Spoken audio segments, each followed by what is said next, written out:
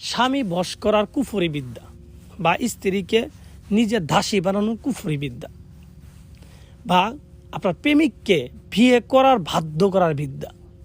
তো ভিউয়ার্স, এটা একটা 100% অরিজিনাল কুফরি বিদ্যা বা কুফরি তাবিজ, বশীকরণ কুফরি তাবিজ। এই তাবিজের মাধ্যমে মাত্র 72 ঘন্টার ভিতরে দুনিয়াতে যে কোনো ব্যক্তিকে আপনি বশ করতে পারবেন। সে যদি মারা না যায়, যদি বেঁচে থাকে, তাহলে সে যেখানেই থাকুক, যেই অবস্থায় থাকুক, তাকে আপনি মনে করেন 72 ঘন্টার ভিতরে আপনার গোলাম বানিয়ে দিতে পারবেন। ডাইরেক্ট পরীক্ষিত এটা আমার নিজের পরীক্ষিত। আমার আশেপাশে যে কবিরাজগুলো আছে তারা নিজেরা করছে, পরীক্ষা করছে, 100% কাজ হয়েছে। বিদ্যা কিন্তু আমার, কিন্তু নিয়মটাও আমার সঠিক নিয়মে আপনার তাবিজটা করতে হবে। তো ভিউয়ার্স, যারা বিভিন্ন কবিরাজের পিছে ঘুরতে ঠিক আছে জীবনকে শেষ করে ফেলছেন, ঠিক আছে, কোনো কাজ হচ্ছে না, তো তাদেরকে আমি বলবো আপনারা সব কিছু বাদ দিয়ে আপনি আমার এই তাবিজটা করতে পারেন।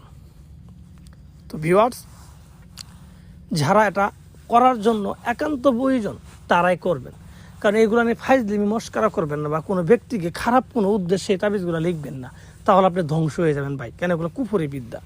এগুলা যারা একান্তভাবে বিপদে পড়ে গেছে তাদের জন্যই এগুলা দেওয়া আছে। যে আমি মন থেকে একটা মানুষকে চাই, ঠিক আছে ভাই, এই মানুষটা আমার ঠকাইছে, তো তার জন্য আমি এটা করব, তাহলে ঠিক আছে। যদি কারো ফাইজলিমি করে আপনি করেন বা ঠাট্টামি করে করেন, তাহলে আপনি ধ্বংস হয়ে যাবেন। কেন? এগুলো ফাইজলিমি করা জিনিস না, এগুলো 100% একটা কুফরি বিদ্যা। কারণ কুফরি তাবিজ কখনোই বৃথা যাবার নয়। যদি সঠিকভাবে আপনি করতে পারেন, সঠিকভাবে নিয়মটা আপনার জানতে হবে। তো ভিউয়ার্স, যারা একান্তভাবে করতে চান তাদেরকে আমি সম্পূর্ণ নিয়মটা বলে দিব। আপনি মনোযোগ সহকারে আমার উপরে বিশ্বাস রাখেন, আগে আল্লাহ পর আমার উপরে বিশ্বাস রাখেন। আসলে এখন আল্লাহ বলা যাবে না, কারণ এখন কুফরি কাজ আমার সার্থকতার জন্য, আমার স্বার্থের জন্য আমি কুফরি করতেছি। তো যারা এটা করতে চান, হ্যাঁ, কিভাবে করবেন আমি আপনাদের বলে দিব। আপনারা বিস্তারিত শুনবেন এবং আমি যেইভাবে বলবো ঠিক সেইভাবেই করবেন।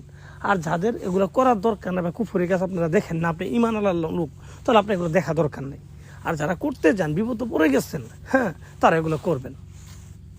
তো ভিউয়ার্স, এটা কিভাবে করবেন আমি আপনাদের বলছি।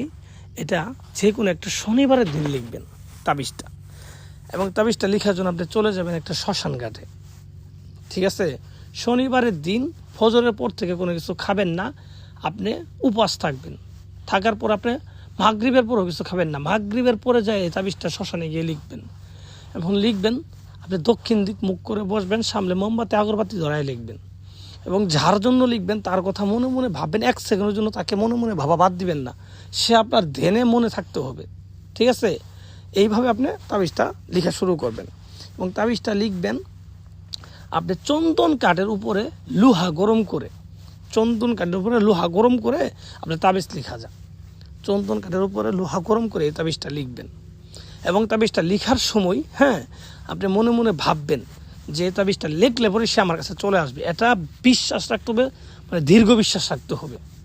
এরকম বিশ্বাস নিয়ে এবং তার কথা মনে মনে ভেবে আপনি তাবিজটা লিখবেন, ঠিক আছে। তো তাবিজটা লেখা কমপ্লিট হলে নিচে তার নাম, তার বাবার নাম লিখিয়ে দিবেন, হ্যাঁ। এবং আপনি যে লিখলেন আপনার জায়গায় আনা, ঠিক আছে, বিন আপনার মায়ের নাম, আনা বিনতে আপনার মায়ের নাম। আনা মানে আপনি নিজে যদি লেখেন তাহলে আপনার নামের জায়গায় আনা লিখবেন, আনা। আপনি যদি আবার অন্য কাউকে লিখে দেন, ঠিক আছে, তাহলে আপনার ওর নাম লিখে দিবেন। মানে আপনি যাকে লিখে দেন ওই জায়গায় আপনার নাম লিখে দিবেন। তো আপনার ক্ষেত্রে শুধু আনা লিখবেন, এটা আপনি মনে রাখে যেন। তো এইভাবে নামগুলো কমপ্লিটভাবে লিখে দিবেন। লিখে দেওয়ার পরে এই চন্দন কাঠটাকে নেবেন, ঠিক আছে। চন্দন কাঠটা নিয়ে আপনি যেখানে চিতা পোড়া আর কি, যেখানে চিতাটা পোড়াই ওই জায়গায় যাবেন। ওই জায়গায় গিয়ে, হ্যাঁ, আপনার ওই ছেলের বাড়ির দিক মুখ করে, যার জন্য করতেছেন ওই ছেলের বাড়ির দিক মুখ করে বা মেয়ের বাড়ির দিক মুখ করে এটাকে চিতাই দাঁড়িয়ে থেকে এইটা আপনি পুরাই দিবেন, ঠিক আছে। তো পুরাই দিয়ে সোজা বাড়িতে চলে আসবেন। কারোর সাথে কোনো কথা বলবেন না, কোনো ব্যক্তির সাথে কোনো কথা বলবেন না, ঠিক আছে। কোনো ব্যক্তির সাথে কোনো কথা বলার দরকার নাই। সোজা বাড়িতে চলে আসবেন। বাড়িতে এসে আপনি রুমে আসবেন। রুমে আসার পরে 10 মিনিট বসবেন রুমে। বসার পর তারপর আপনি খাওয়া দাওয়া করবেন, এর আগে কোনো কিছু খাবেন না। তো ভিউয়ার্স, আশা করি আমি যেভাবে বলছি এভাবে আপনারা বুঝতে পারছেন। আমি যেভাবে বলবো এইভাবে করবেন, কাজ মিস হলে আমি বুঝবো। তো ভিউয়ার্স, ভালো থাকবেন, সুস্থ থাকবেন, অবশ্যই আমার জন্য দোয়া করবেন।